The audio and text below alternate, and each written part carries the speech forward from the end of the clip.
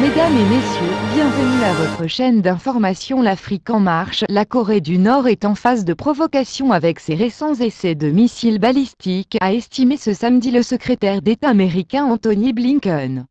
Monsieur Blinken et ses homologues sud-coréens Chung Eui-yong et japonais Hayashi Yoshimasa ont réaffirmé leur unité face à la menace nord-coréenne, samedi, lors d'une rencontre à Honolulu, dans l'État américain de Hawaï. Pyongyang doit cesser ses activités illégales et entamer le dialogue, ont-ils écrit dans un communiqué conjoint qualifiant de « déstabilisant » les 7 essais d'armement effectués par la Corée du Nord depuis le début de l'année. Washington, Tokyo et Séoul n'ont aucune intention hostile à l'égard de Pyongyang et continuent à souhaiter l'ouverture d'un dialogue sans conditions préalables, ont ajouté les 3 ministres. La Corée du Nord est en phase de provocation, a ensuite déclaré M. Blinken lors d'une conférence de presse conjointe avec ses homologues. Nous continuons à chercher des façons pour que la Corée du Nord soit tenue pour responsable de ses agissements, a-t-il ajouté, citant les récentes sanctions infligées par Washington à 8 personnes et organisations liées au régime de Kim Jong-un. M. Blinken s'est arrêté à Hawaï à son retour d'une tournée dans le Pacifique, qu'il a menée en Australie et aux Fidji.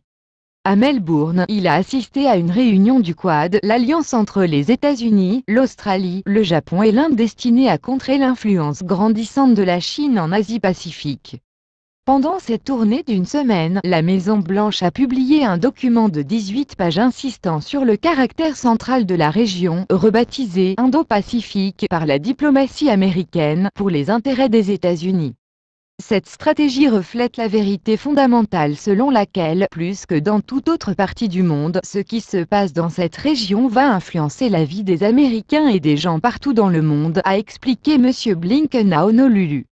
La Corée du Nord a tiré un projectile non identifié, a annoncé vendredi l'armée sud-coréenne, ce qui serait le 3e test mené par Pyongyang en moins de 10 jours.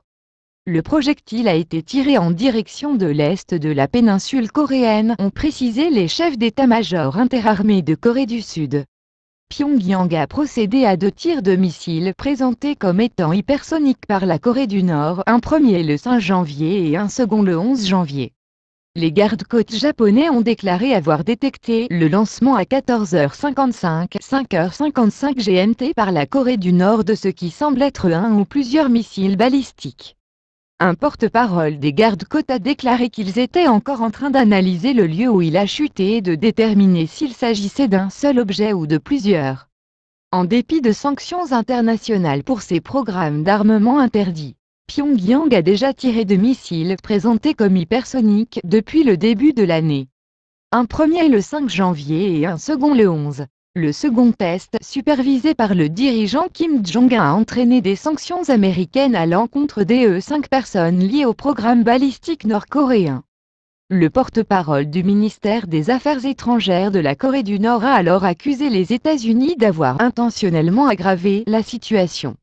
Si les États-Unis adoptent une telle attitude de confrontation, la RPDC, République populaire démocratique de Corée, sera obligée de réagir de manière plus forte et plus certaine, a déclaré le porte-parole, selon l'agence de presse. Et bien, n'oubliez pas de vous abonner à la chaîne pour ne pas rater notre prochaine publication. Au revoir.